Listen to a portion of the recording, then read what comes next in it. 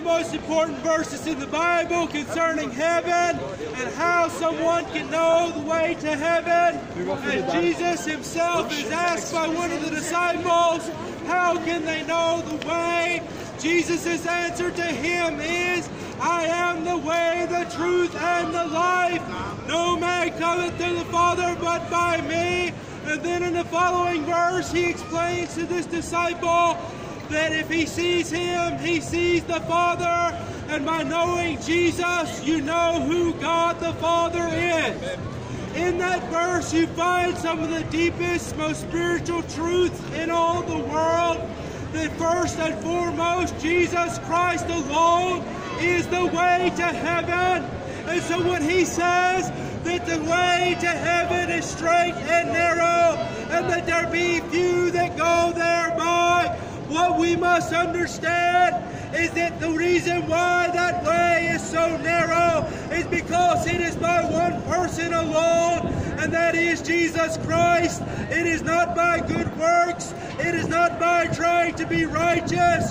It is not by religion or rituals or even philosophy. It is not by following the teachings of some man who proclaims to be enlightened, but it is by coming through the person of Jesus Christ, God in human flesh. You see, you and I all are sinners. By nature, that's who we are. And the only way we can have forgiveness of our sin in order to have a home in heaven is by believing and trusting in Jesus Christ, who shed his blood for us, who died on the cross to pay for our sin debt, that you and I could be free, that whosoever would come and believe on him could have everlasting life. Salvation is available in the person of Jesus Christ and available through him alone. He said that he alone is the way. He also said that he is the truth. There are so many things in this world today proclaiming to be truth, proclaiming to be wisdom, proclaiming to be enlightenment. But I am telling you that if you want to know truth, you must know Jesus. He is the truth. You see, through him, all the universe can be understood. Through him, we can have what we might call enlightenment, or these things, by simply coming to understand who Jesus is.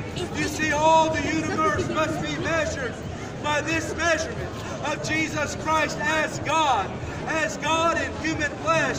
That's why he told to Philip that if you have seen him, you have seen the Father. You understand that when the Bible says that Jesus Christ is the fullness of the Godhead bodily, that term means the very essence of God. It means everything that it means to be God was contained in the person of Jesus Christ.